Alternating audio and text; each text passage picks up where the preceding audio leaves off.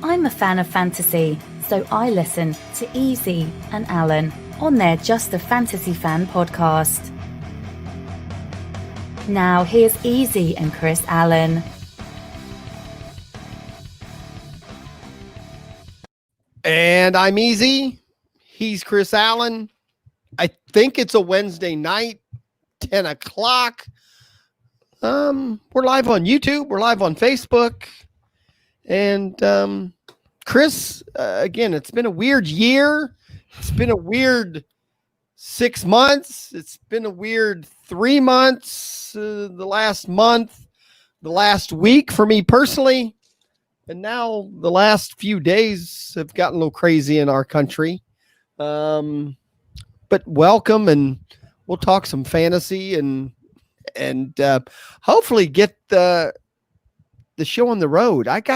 Something needs to happen for me I need a spark to get me into the fantasy mode, I guess. How are you doing? I know you're writing a lot of articles. I've been reading stuff, and I've been, listening to other podcasts you've been doing and other places. You're everywhere. I'm glad I get you for an hour, but, is that the key? You've just stayed into it, where I've kind of gotten away from it, and it's getting hard, but let me know. Are you there? Are you ready for fantasy? I am not. I'll be honest. Oh, okay. I wasn't expecting that because you're so involved, but I know it. I have no idea how I keep getting involved in stuff. But people keep asking me, so I keep showing up. Right. And yeah, because on Friday I'll be doing a live high stakes best ball draft with John Daigle and Ian Harditz from Roto World.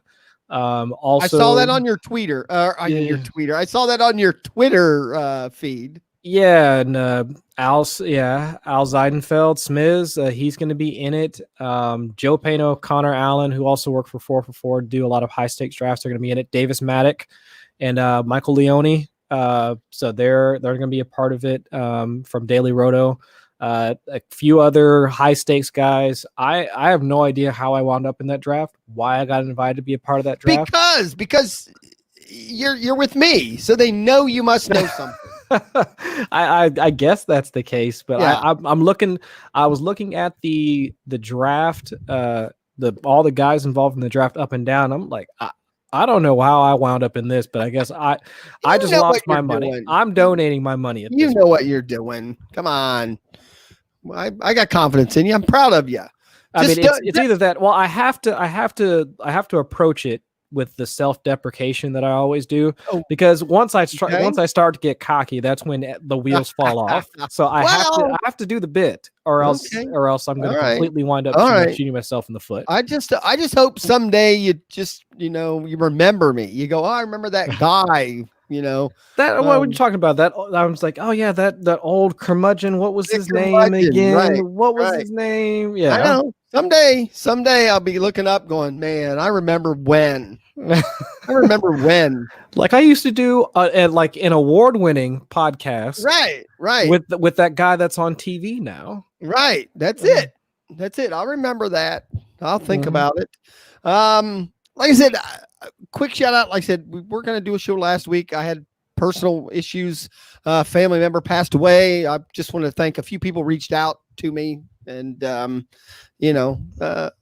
it is amazing when in this little fraternity, I don't know what you want to say, this group of fantasy people that you get to know people, and some of them pay attention to your personal life, and reach out to you and tell you, that they're thinking about you and all that. And that shit's just cool. I mean, yeah, I've done other hobbies and other stuff, and I don't know. This seems to be the one where people care about each other a little bit. We trash talk, we talk shit, we aggravate each other, but at the same time, it's a smaller group of people. I think, how do I say that? It's a big, small group. Does that make sense? In my mind, it just seems like you see the same people and the same names and all that. And I know a lot of people play fantasy. Not all of us put ourselves out here like me and you do. Mhm. Not that we're getting, 100,000 views or anything, but, it doesn't even take that many views. Yeah. If you have two people that watch or listen and those two care about, shit going on in your life, that's pretty cool. I mean, so. Yeah. I mean, along the same vein, I'd be remiss if I didn't take this opportunity to shout out Kevin Hastings, our Hawaiian buddy, who is actually, he's stateside now. He is Georgia. He's headed to. I don't think he's here yet. I think he should be in Georgia within the week. Yeah, he DM'd me a couple of days ago, and with everything that's going on, he just wanted to offer his support and tell us that he enjoys our show, enjoys our work, loves listening to us. So I told him then, and I had to give him a shout out on the show live. But I really did appreciate his kind words the other day. So it was just, Kevin, I appreciate you, buddy. And yet, Kevin's also one of those that gave me a same thing. Contacted me when he saw that I had family issues. Mm-hmm. But the problem I have with Kevin now is I love the guy, but I really wanted to visit him in Hawaii, not Georgia. I don't have to have an excuse to go down to Georgia. I've got in-laws outside of Atlanta, but now I would love to have had an excuse to go to Hawaii. Right. He ruined the whole thing. Yeah, that was next year. Next year we were planning a big, we would have had a draft and everything. It was next year. But now Kevin ruined it. So there's that, I guess. All right. With that being said, again, the crazy thing that happened, I think we need to at least mention it. You got to be, sports and racism and all that. Obviously, it didn't start in the sports arena, but it quickly got there. The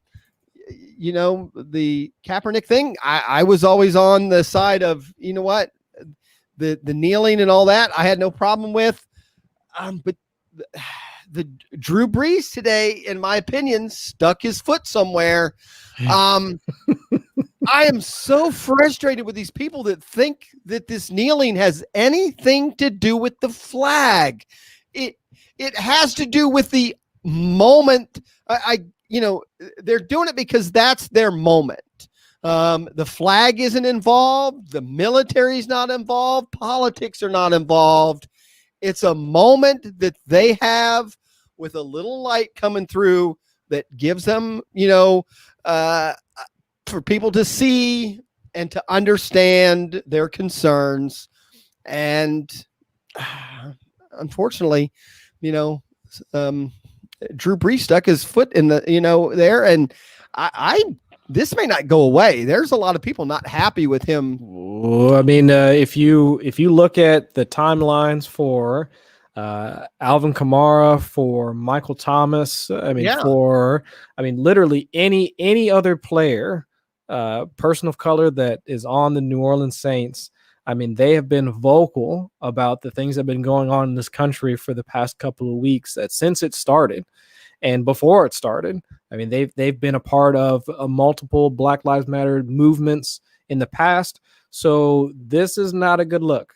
And for a team that is entering this season with Super Bowl aspirations, that needs this cohesiveness, to see something like that come from their leader, is just it has to be devastating. It just has to be. Like, how can you go? I know a lot of hyperbole and like analogies are used for football about like going to war and like going to battle and all this stuff, but how can you sit there and want to fight for this guy or fight alongside of him? Well, especially in my opinion, when it seems like the leader of the team doesn't even understand. Nope, not at all.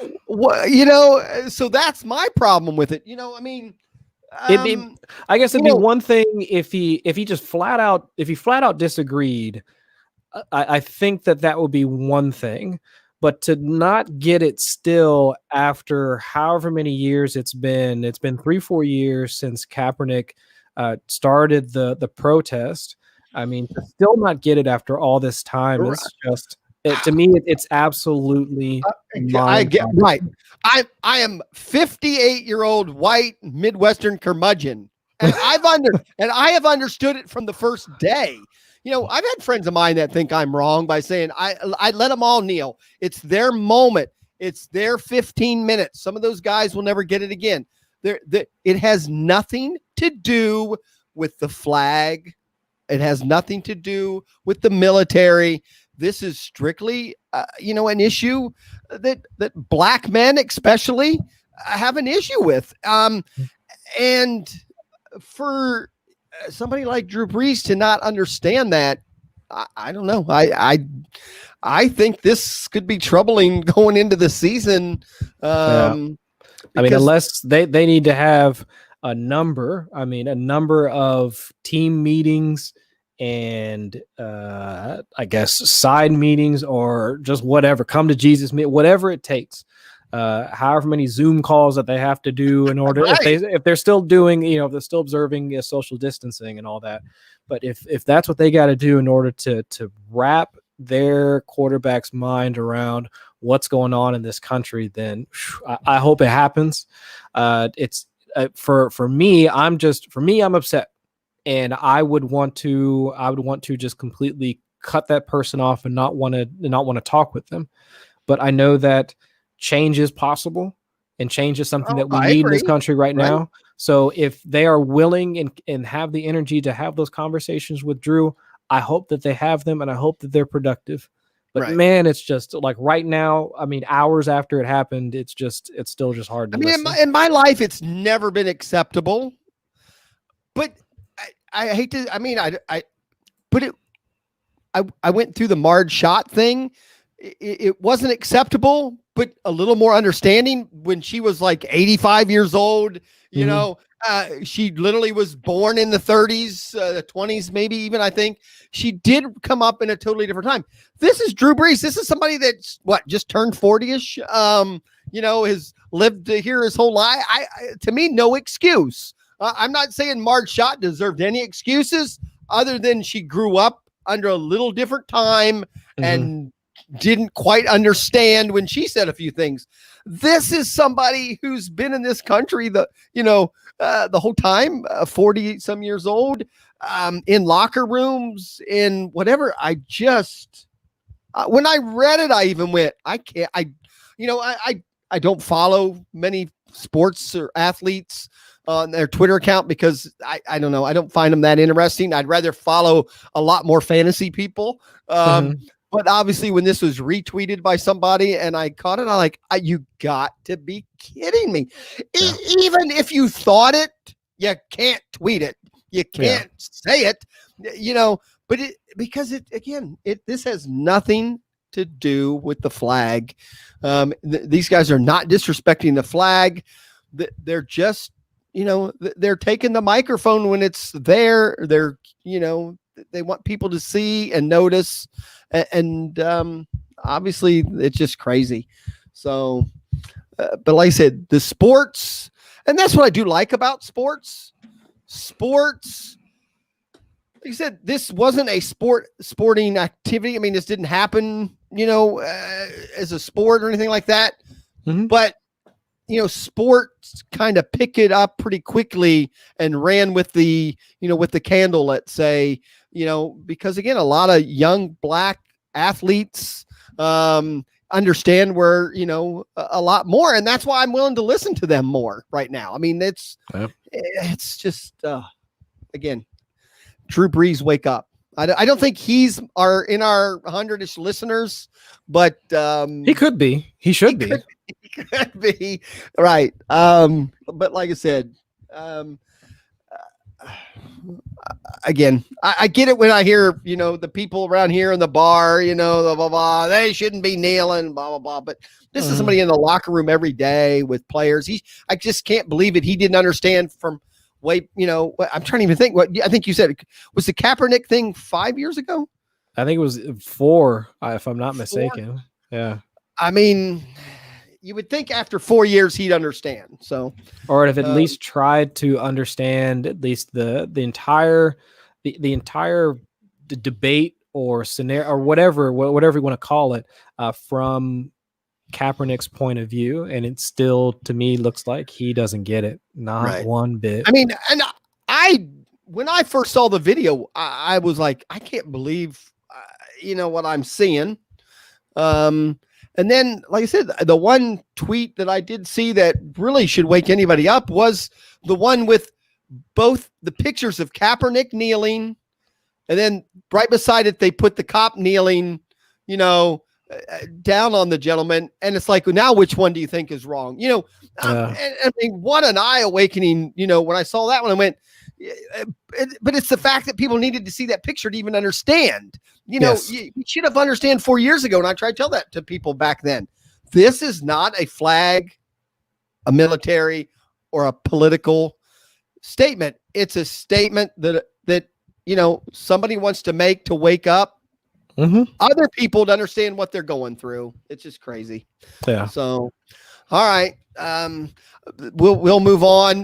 We got Mr. Hastings is out there. There he is. Watching live. Aloha, guys. Thank you. I don't know if he was in when we were talking bad about him at the beginning of the show. He'll have to rewind or watch it later. I don't want to give him too much praise or anything. He'll take it personally. But Kevin, we're glad you're out there and listening. And me and Chris both appreciate everything you do and all your good comments. And I still listen to his show. Not every day, but he does a show mainly baseball, which, we still don't have baseball. I don't think we're going to have baseball personally.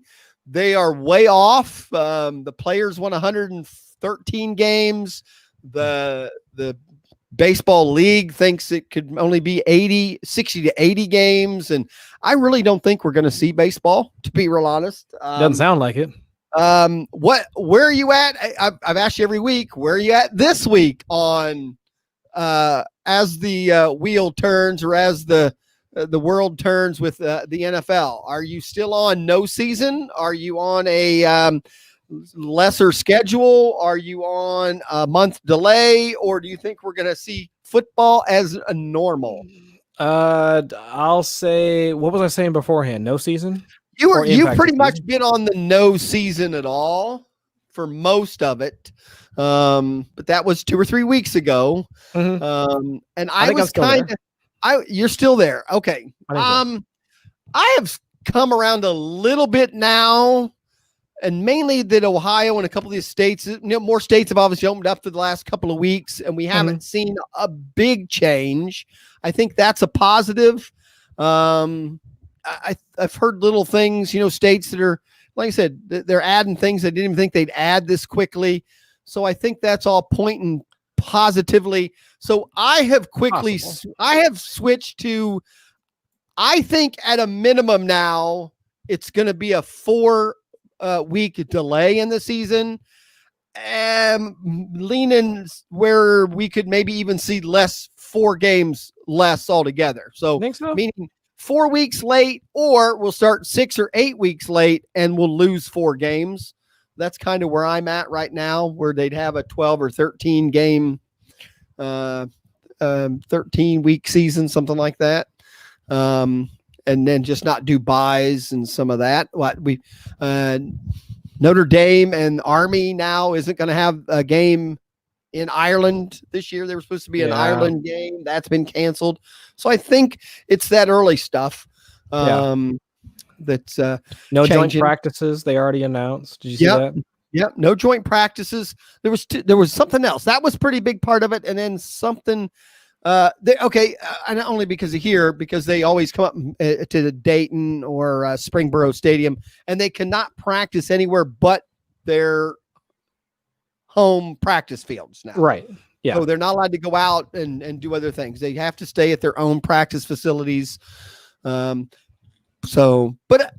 I don't think any of them are open yet, right? I mean, mandatory. No, I thought most of them were extended for at least another week. Last week they were extending it 2 weeks. So after this week, they should be able to go back. Because it's still an unfair advantage, because you still have California and New York that are still pretty shut down. So you can't have some teams going back, Right, other teams right. in it. Yeah. That becomes an issue. So, all right. So you're still on maybe they're not a season at all. I'm kind of waving that less now that we're going to have something. I've been watching NASCAR. You and that NASCAR, I swear. No. Hey, it's a sporting event. I'm just saying. Yeah, you gotta watch something, I guess. Right. I can't do it. You just can't do it. I can't do it. Like, it's just for me. I don't know. Well, the nice thing about NASCAR, like I said, I'm a bandwagon jumper. I used to be a huge NASCAR fan back when I was a kid. My dad was a race car guy. The Indy 500, the Daytona. I was into it when racing was a technology event. I don't know. Mm-hmm. You're probably not even old enough to know that. There was a time when you watch these things because what happened on racetracks a couple years later, was in our cars that we had, and now they're kind of not even real cars anymore. So it's, right. Back in the day, it was just so, nowadays 200 mile an hour to you, a young pup, is no big thing. But I just remember as a young man, when they first came across, the news that a car went over 200 miles an hour on a racetrack, it just blew me away. I mean, it was like, man, it was just an event. So I've jumped back and forth. Now that just happens to be a sport that's on, I'll watch. So yeah, that's where I'm at. Other than that, nothing really going on.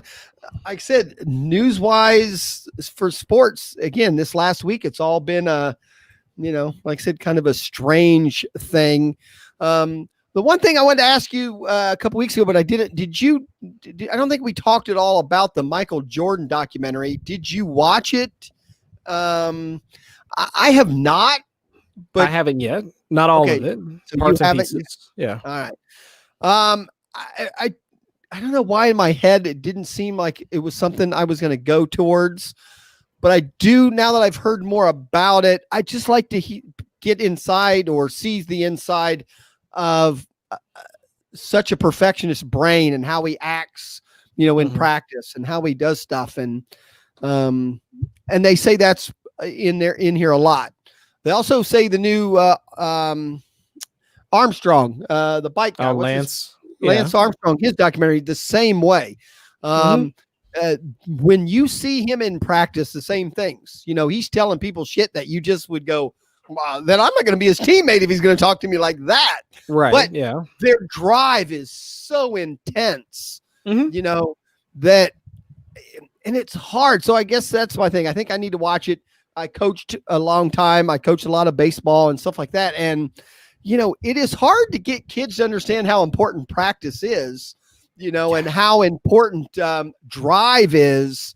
I really believe, especially in athletics and baseball, you kind of all start out with the same skill a little bit. And just drive and determination and practice skills can really, make a difference in where you end up, skill wise in a sport.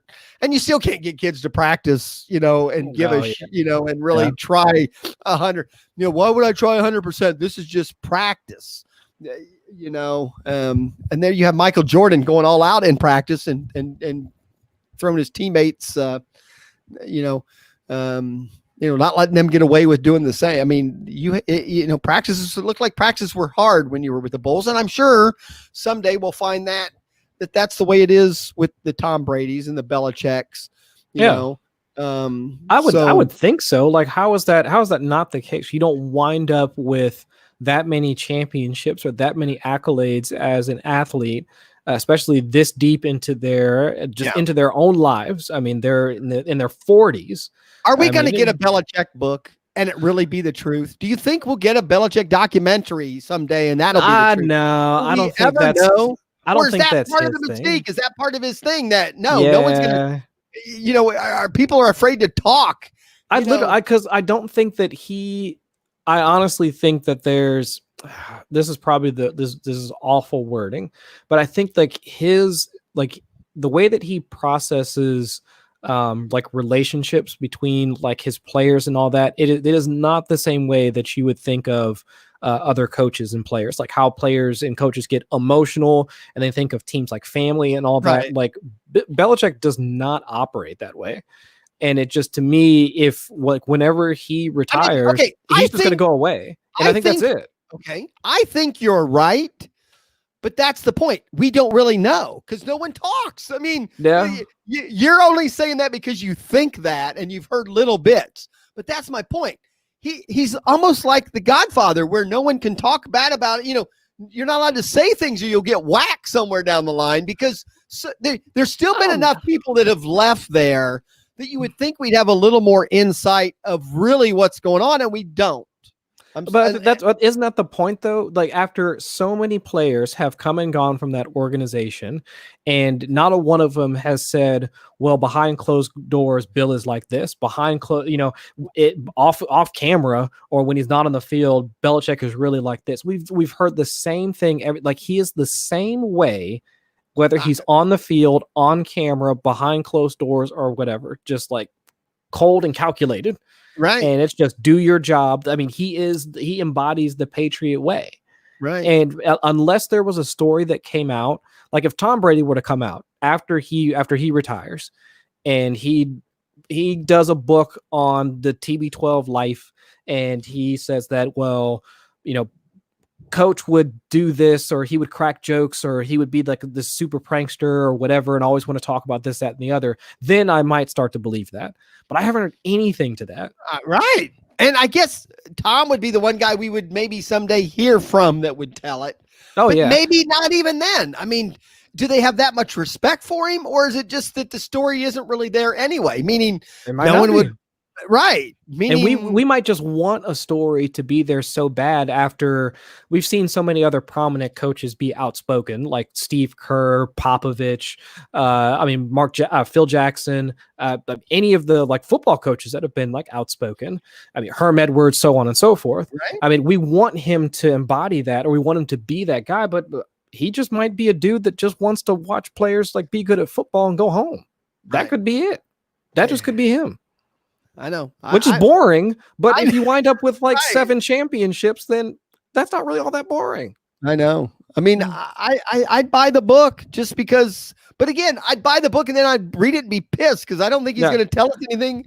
And that might be the point. The curtain has been pulled away the whole time and we've really seen the real guy. We just didn't accept that that's what was going on. I almost want because if Michael Jordan had like a 10-part docuseries, I mean, Brady's going to have like a 15-part docuseries. And I want at least one episode to be just all about Bill Belichick. And I almost wanted to make up something about Bill Belichick and for Bill never to respond and then he just passes away. We'll never know for sure. Right. Like, I almost feel like that's what's going to happen is that like Tom is going to say something about Belichick and it's just going to be this off the wall thing that nobody knew. People are going to speculate about it, but then Belichick will never say anything. And the coaching tree is there and is big enough, and they don't even talk about it. And nor do they have the success. Right. So they're either not able to duplicate it, they didn't understand it, or it's strange, the whole way it's happened. Because normally you think that you have to be fired up. I hope I'm alive when the documentary or the book comes out. I hope he retires. I hope he retires soon enough that it happens. And but honestly, I think Belichick is going to wind up. He's going to be like, who was the old coordinator from Pittsburgh that went to Tennessee that had been there for however many years? I cannot, for the life of me, I cannot remember his name. Old defensive coordinator for the Pittsburgh Steelers. The guy that ended up being the Bengals coach for a little while. Yeah. Yeah. I mean, he's going to be a Hall of. I mean, yeah, Dick LeBeau. Dick LeBeau. Yeah, I could feel like people like he's going to wind up coaching in like well into his 70s and like in 80s. I think he's already in his 80s. Bill Belichick's in his 80s? No, Dick LeBeau. Okay, that's what I'm saying. That's what I'm saying. Belichick is going to coach like into his 80s. But Dick LeBeau can never make it as a head coach. Yeah, but he was, some will say, the greatest defensive coach ever of all time. Mm-hmm. He just couldn't handle the head coach thing. And you don't hear much about him. I don't think I know much about him if he wasn't a Bengals, coach for a while. But yeah, you're right. Belichick could just keep.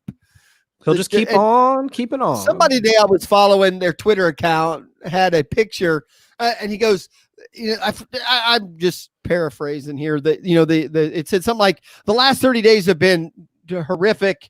I don't know of anything that could make it worse except, and it showed Mahomes getting a Patriots jersey given to him by Belichick, and it said trade made. Patrick Mahomes is a Patriot. He goes, that's the only thing that can make the last 30 days even worse is if Mahomes would go to, because those are the kind of stupid things that happen for the Patriots. Sure. The thing you would think would never happen. We would go, no way Mahomes would ever be a Patriot in 2021. It just would never happen. Kansas City's locking in, he's there. And somehow, if it was to happen that he's not a Chief next year, he would be a Patriot. It just, it's that crazy shit that somehow just seems to work out for the Patriots. But, cracks me up. That's because the things that we see as distractions or the things that we see as, I guess, negative attention or whatever, Bill Belichick just looks at talent. Like, can you do the job? Right. If you can do the job for the right price, then he'll take you. It doesn't matter. If you can't do the job, then you got to go. Right. And that's it. It's just if you do the job, you can show up here. It goes.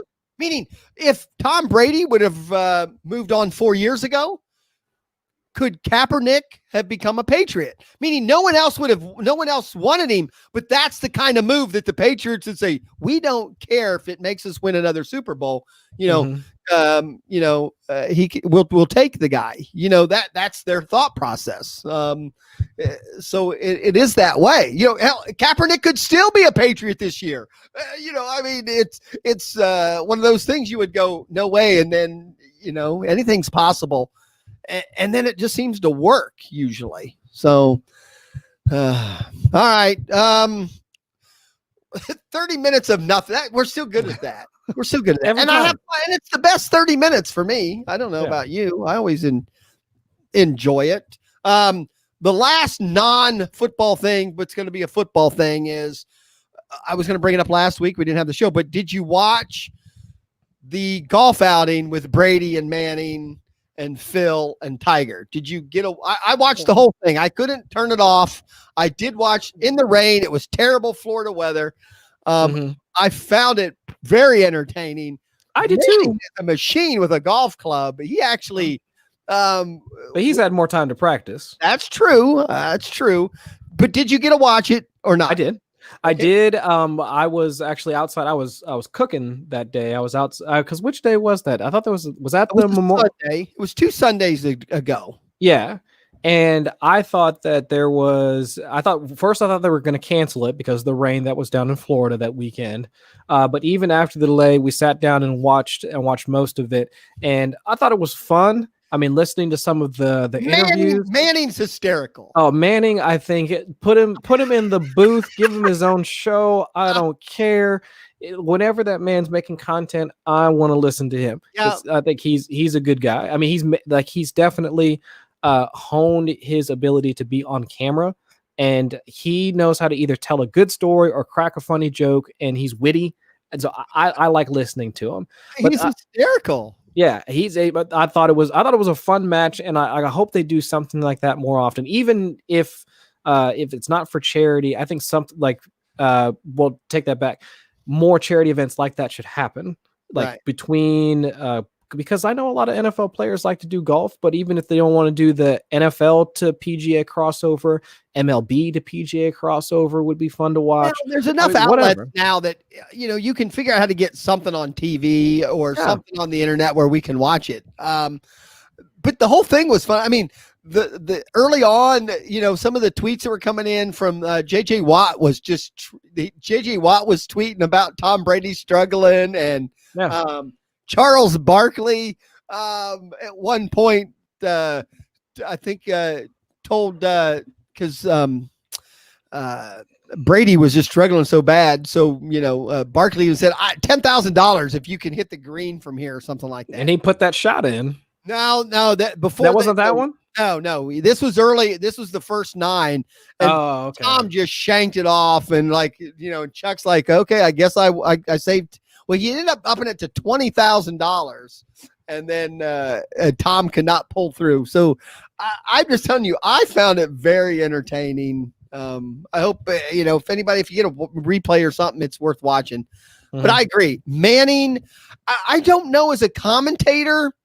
I know you said that. I don't think as a commentator it would work. I'm not saying I wouldn't.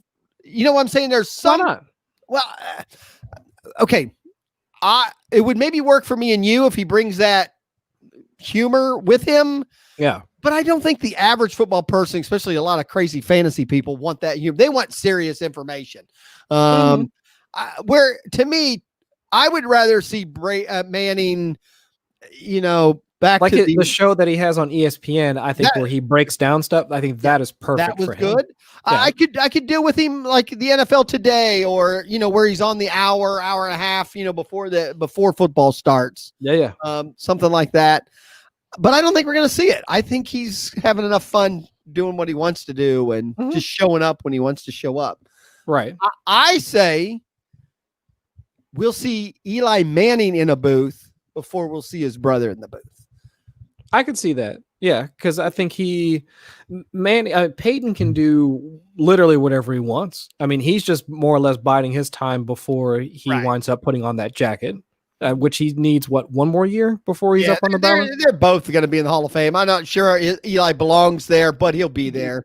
Yeah, but Eli has to wait 4 years. Manning has to wait 1. Right.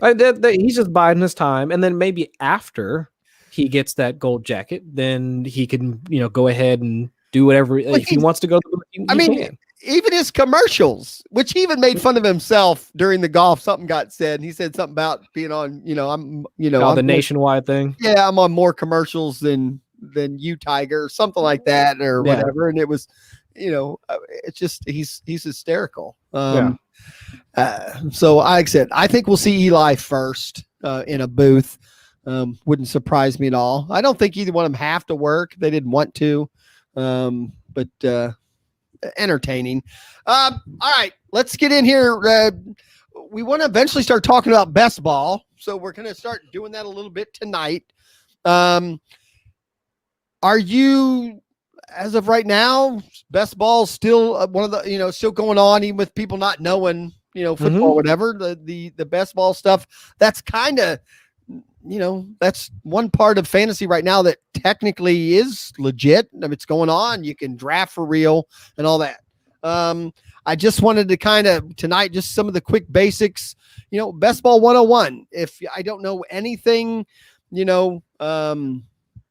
where I guess we already know some of your articles, but let's start there. Where's the first place to start going to get some information before I even draft? Meaning I don't know anything. I know there's enough differences that you just don't want to draft like it's a redraft league, because I've done it that way and that doesn't seem to work. So give me a little bit of 101. Where do you want to go? Where's a couple of good websites other than you? Maybe some good follows, and then obviously which websites that offer it would be the best to start. Sure.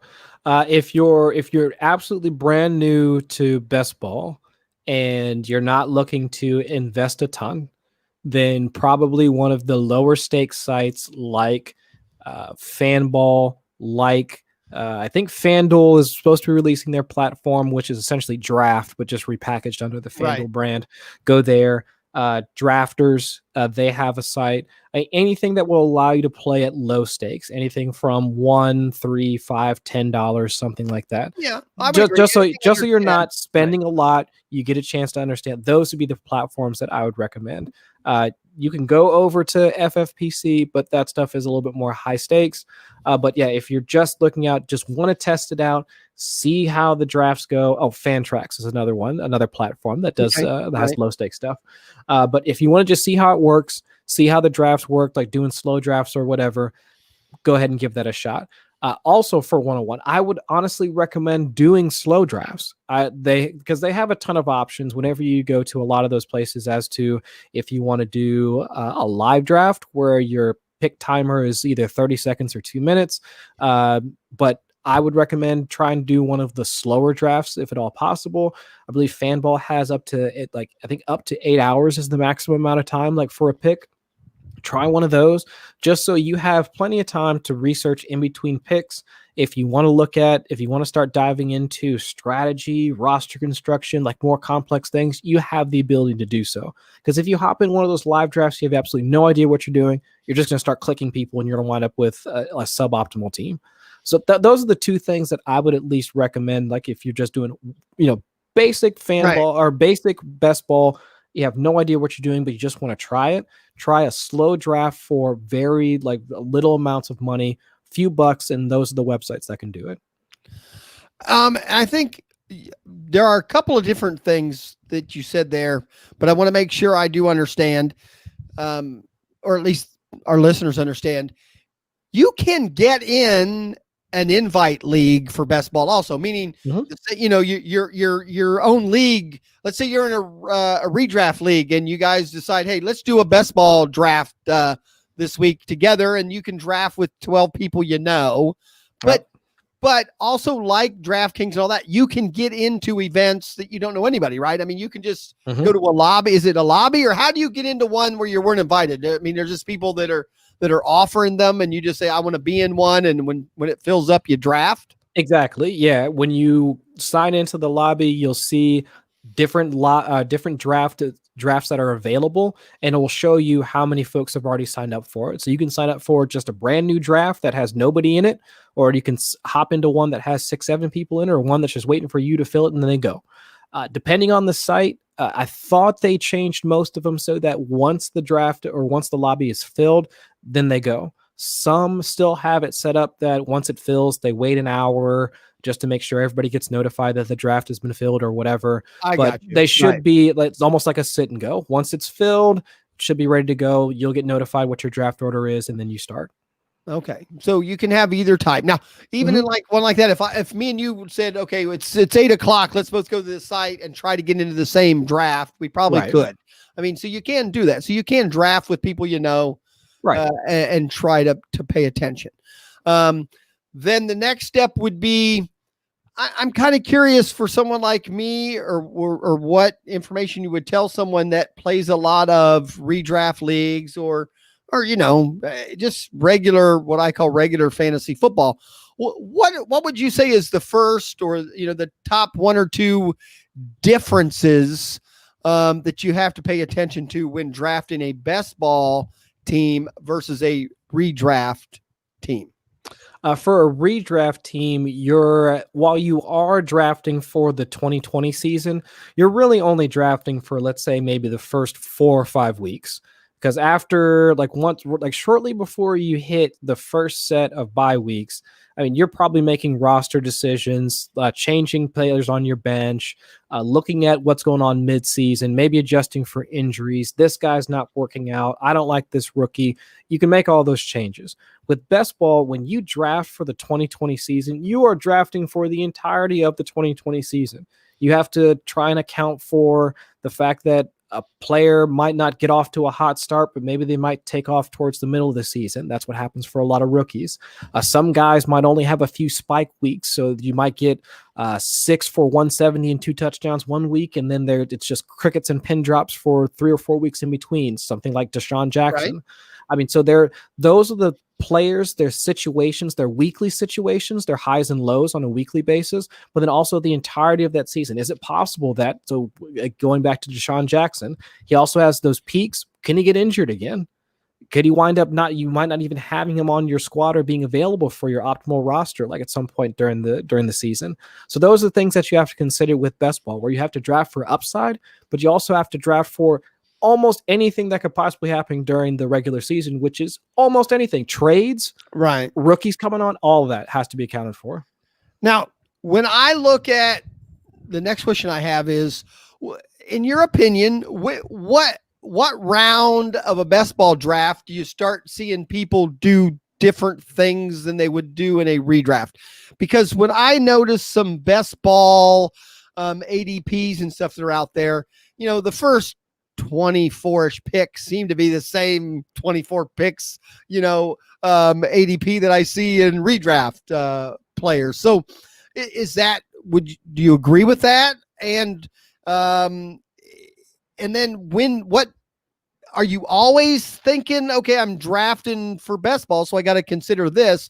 Or do you go, okay, the first 2 or 3 rounds, I'm just taking these top players, but then starting in the 4th, 5th, 6th, I really have to dive into, this is best ball and I need to maybe make different decisions. Am I misreading that? Or are you honestly every round thinking this is best ball and I need to consider something other than the player?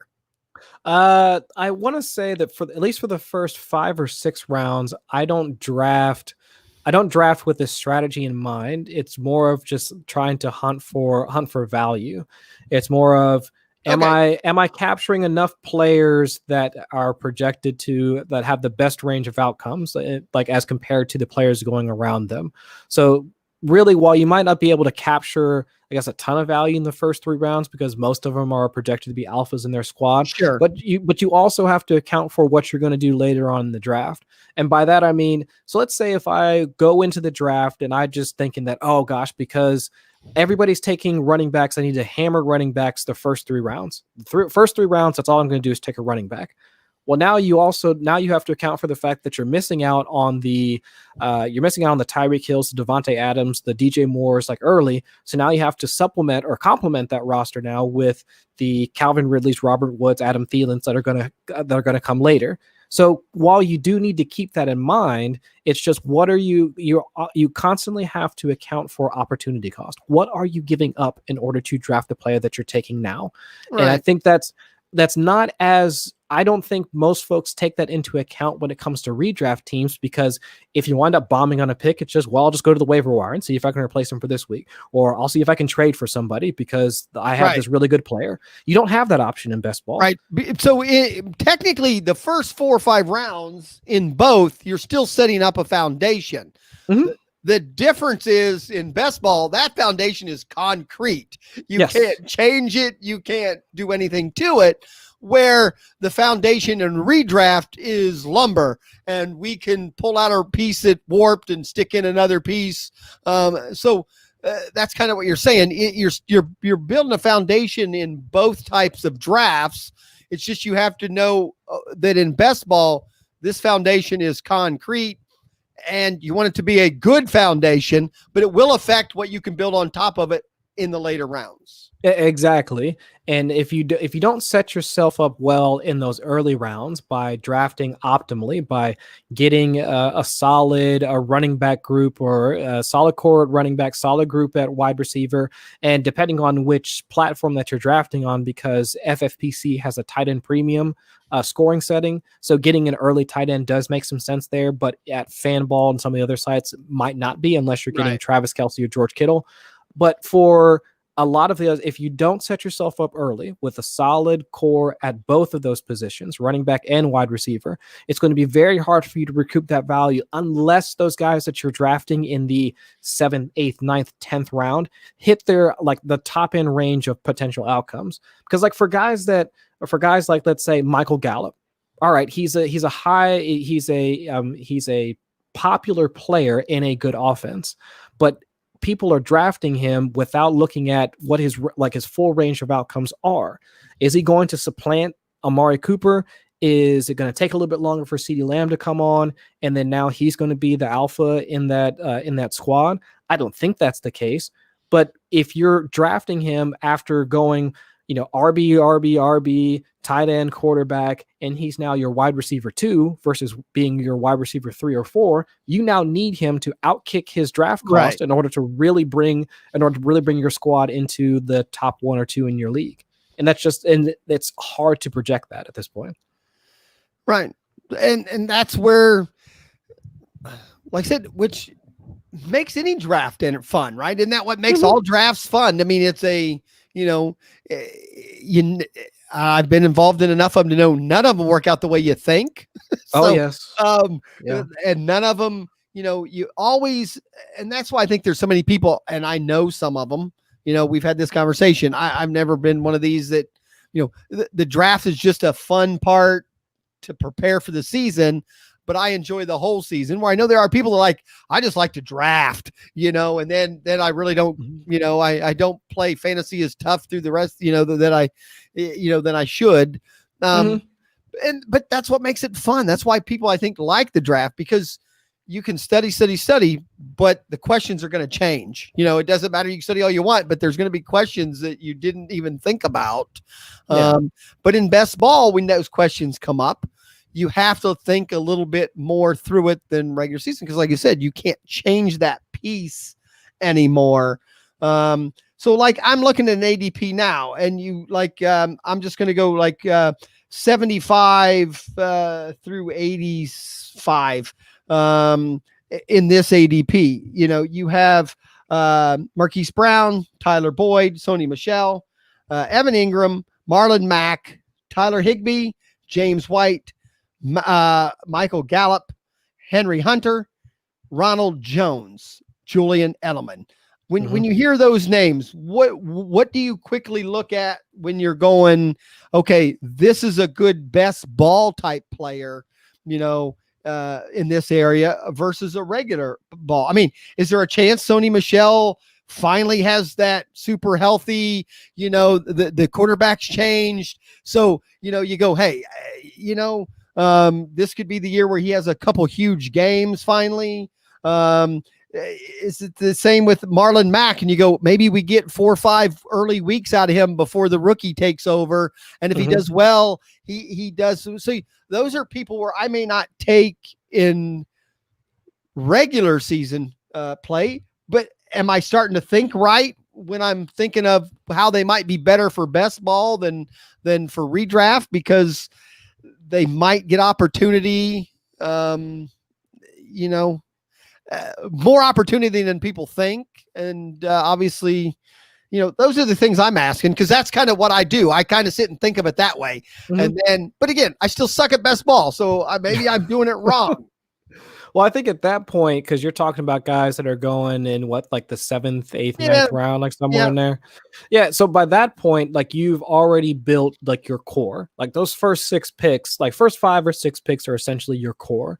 Right. And so to really evaluate those guys, any of them individually, you have to know, you'd have to look at your squad beforehand. So let's take Sony Michel, for instance. So if I couldn't see me taking a guy like Sony Michel as my, let's say, RB1 or RB2. Let's say if I had gone wide receiver heavy in the first 4 rounds, I get a tight end in the 5th or 6th round. I grab somebody like Deshaun Watson in the 6th round, and then Sony Michel is sitting there in the 7th or 8th round. I would not feel comfortable having him as my running back 1 or 2. But now if I had a balanced approach in the first 6 rounds, so let's say if I drafted a Chris Carson earlier, let's say if I was able to snag, if I even started earlier in the draft and I got CMC and Barkley, could I stomach having Sony Michel as my RB3, my RB4? Now that starts to make more sense. That pick becomes a bit more palatable. Right. And so the same thing for the wide receivers. Do I want, if I started running back early, so I just hammered Alvin Kamara in the 1st. I get Kenyon Drake in the 2nd. I come back, I get Chris Carson in the 3rd. I get J.K. Dobbins or Mark Ingram in the 4th and 5th. Do I want Tyler Boyd being my first wide receiver in the 6th or 7th round? Do I want a slot receiver as my first wide receiver? No. I might take Marquise Brown ahead of him because his weekly upside might be a little bit higher. But now looking at, would I want a guy like Tyler Boyd as my 2nd or 3rd wide receiver? Let's say if I started off instead with, let's say, Ezekiel Elliott in the 1st round, I come back around in the 2nd, and I get somebody like, let's say, George Kittle in the 2nd. I wind up with DJ Moore in the 3rd. And so now here in the 6th or 7th round, I wind up with Tyler Boyd as my wide receiver 3. That is more palatable to me. So those picks that come in those middle rounds, those 7, 8, 9, somewhere in there, a lot of those guys, I have to evaluate my earlier picks just to see, well, what type of player do I want? What type of player am I comfortable with having? Because if you're asking me if I want Tyler Boyd as my wide receiver 1, I don't want that. Do I want Tyler Boyd as my wide receiver 3? Boom. that's value to me. Gotcha. Which is back to when you said earlier, if you're starting out doing the slow draft, because you have time to really analyze the players available to you at this time and who you already have on your roster. But someone else that's on this list, which you'd already mentioned also, is Michael Gallup. How often in best ball do you want to have two players from the same team? We think Dallas is going to throw a lot. So let's say we get Cooper early on and then it drops down and, hey, you know what? In round 9, we can get Gallup. Is that making more of a value? Because, hey, the odds are, which I think is in my mind, I don't think I want either one of them in redraft or regular, but I guess in my mind, I would think every week, one of them maybe could go off. Now I realize they have a rookie now and some other things, but take the rookie out of it. I'm just curious, is stacking in best ball a proven strategy, or has it been proven not to work to stack players from the same team? Depends on what positions you're actually stacking. I knew you were going to say that. So if you're talking about 2 wide receivers, even if we're talking about the wide receiver 1 and wide receiver 2 on an offense, even that becomes situational, because if we're looking at Dallas, with Zeke being drafted in the first round, we're assuming that Zeke's going to still wind up with a large volume of those scoring opportunities. So it's hard for me to see Michael Gallup and Amari Cooper on the same team and both of them helping you win your league with Zeke there. Now, if you're drafting them under the assumption that Zeke gets hurt, they try and use Pollard more, they pass more throughout, when they get into the red zone. Okay, fine. But even still, Dak is a rusher in the red zone. So right. Dak could take some of those touchdowns. Now, if we're talking about, let's think of an offense that could pass in the red zone, but doesn't have the running back to do it. What about Pittsburgh? Pittsburgh, possibly, with Juju Smith-Schuster having a 3rd, 4th round ADP, and then you grab a guy like Deontay Johnson, later on, it's entirely possible, because James Conner, does he catch a ton of passes? Not really. Right. Is he prone to being injured? Yes. So is it possible that those 2 guys could be a part of your squad and then help you get more touchdowns or get more points on a week-to-week basis? Absolutely. So it depends on which pass catchers you're talking about. Or even if you want to talk about, let's say, Cooper Kupp and Robert Woods. Those guys, because the Rams like to use 12 personnel, they like to throw short of the sticks a lot because Jared Goff is more of a conservative passer. I could see stacking either one of those 2 on your squad. So it just depends on the situation. You'd have to evaluate them based off of how the offense is run and what you project to happen in the 2020 season. So do you find yourself, I know I've been doing this with you a long time. You do analyze a lot of things. But if you could analyze this question real quickly without thinking too much, do you analyze more when you're drafting a best ball team, or do you analyze more when you're drafting a redraft team? Probably a best ball team, more so than anything else. Mostly because by the time redraft season comes around, I use best balls as a way to gauge market value. While the strategies are different and there's nuance to both, I would say that by the time redraft season comes around, I have a decent handle on ADP and value, and also projections at that point. That redraft, especially with the short timers, right? Because you don't have slow redraft timers. It's mostly just you're on the clock. You've got 60 seconds. Make your pick. But by that time, I normally have a good enough understanding of player value, market value, their situations, range of outcomes, that I can just say, all right, I'll take Cam Akers in the 6th, because by this point we know that he's going to be the lead back, and it's just going to be him. Darrell Henderson all that stuff. Right. But plus in regular season or redraft, whatever we want to call them, like we've said in the past, again, you're building that team, but it's all out of wood. You're going to be able to make moves and change everything. Yeah. Where you need to analyze best ball a little different, because again, everything you're building is more concrete on top of more concrete. Yes. You're never going to change it. It has to be solid. It has to be solid, because if you wind up drafting that player that injects a ton of risk into your squad. So a lot of folks right now, they're drafting Clyde Edwards-Helaire, the rookie for Kansas City, I've seen him go as early as the early first round, like within the first 6 picks. I've seen him now going in the first and second round almost every draft. Yes, and for me personally, I cannot do that. That is too much risk for me to draft him at that point. I cannot do that. I'd rather have Damian Williams in the 8th. Bingo. I would rather do that as well. Because for me, unless we can assume that Clyde Edwards-Helaire is going to wind up with even, let's say, 800 yards rushing, 300 yards receiving, and let's say at least 7 to 8 touchdowns. And that's probably at the top end of his projections. Right. That's the only way he's going to wind up meeting that. And are we certain that's going to happen? So you need to hit on those guys in the first, second, or even the first 4 or 5 picks, like I mentioned beforehand. But if you take that player that has a ton of risk, like within their projections, the second that projection doesn't hit, your team loses. All right. Well, we're going to be talking about best ball for the next couple weeks. It'll be fun.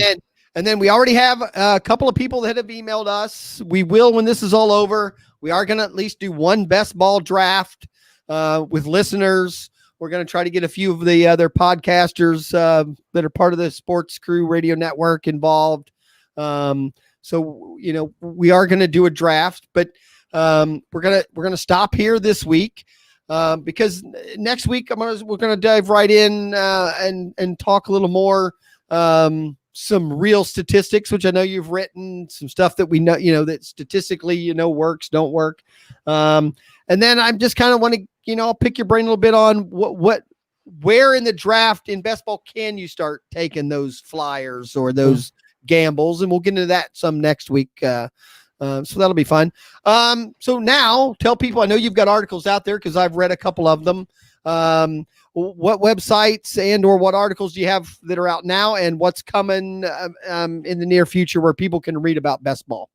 But you can find all my work over at 4for4. As I mentioned earlier, I'll be doing the live best ball draft it's called the Roto World Rumble. Will that be live? Where will we be able to watch that? I saw on Twitter you guys were talking about it. Will there be a link posted somewhere? I'll have to talk with Daigle about that because RotoWorld is doing their thing to promote them doing best ball. Connor and Joe, they're promoting their high stakes best ball work for 4for4, so they're going to be on the 4for4 Twitch site. So I might pop into there as well. But what night is the draft scheduled for? Friday night, starting at 9. That's the live draft. That's when it starts. Okay. So that'll be this Friday. I've got a couple of profiles that are coming out. One, I've been doing some film work on Zach Moss, the new running back for Buffalo. That should be coming out here soon. Also, we started a debate series over at 4for4. You pick a guy. You pick 2 guys that are roughly similar in ADP. And 2 writers will go kind of head to head and see who they more or less advocate for one player or the other. So that's what I'll be doing. My first piece will be on, I believe it'll be on Zach Ertz. I'll be debating, I guess I'll be going for Zach Ertz and his prospects for 2020. So that'll probably be out within the next, I want to say probably early next week or so. Okay. All right. And like I said, we're going to continue with best ball talk next week. And I don't know, maybe the first half hour, something crazy will happen and we'll discuss that, or we'll just go a whole hour of best ball. And I hope then a week or 2 down the road, we'll maybe do a best ball mock draft and then, to show people how to do it. And then we'll do an actual draft. If you're interested in, being in the best ball league, you can DM me on Twitter at a fantasy fan, or you can email me at justafantasyfan@gmail and let us know because we will be doing that probably the end of June, I would assume. And hopefully by then we know what the NFL's maybe going to do. We'll see. That'll be kind of crazy to actually know something, and maybe we'll have baseball then. I know Kevin's a big baseball guy, and he said he's been doing some baseball baseball things. Yeah. Cool. I think they'll do anything. It's because it's the same philosophy. It's still scoring is scoring, and you can kind of do best ball with any of that. Okay. And if anything, especially like baseball, if there is a season and it's short and seasoned, at least best ball is maybe a better way to play and get involved than redraft, because redraft, the season's going to be short. It may not be long enough to even do anything, so it's probably a good idea, Kevin, to get involved and have some of your money out there in some baseball. I might even do that myself, Kevin. If you mention, I'd be curious, Kevin. Kevin knows how to get a hold of me. I'd be curious what sites you're doing baseball at. That's almost hard to say, Chris. Yeah, so, I get tongue-tied. All right. Thanks for joining us tonight. We'll be back.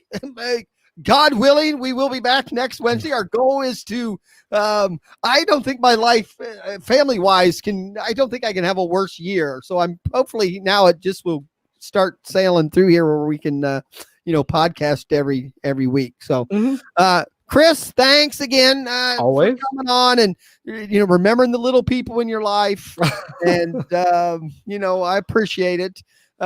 Guys, everybody, thanks for coming on. Thanks for listening.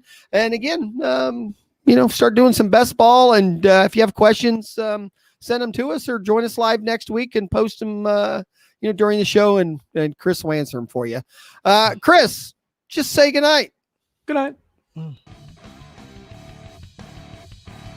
This has been Just a Fantasy Fan Podcast. And to keep your fantasies going, follow us at justafantasyfan.com. Say good night. Good night.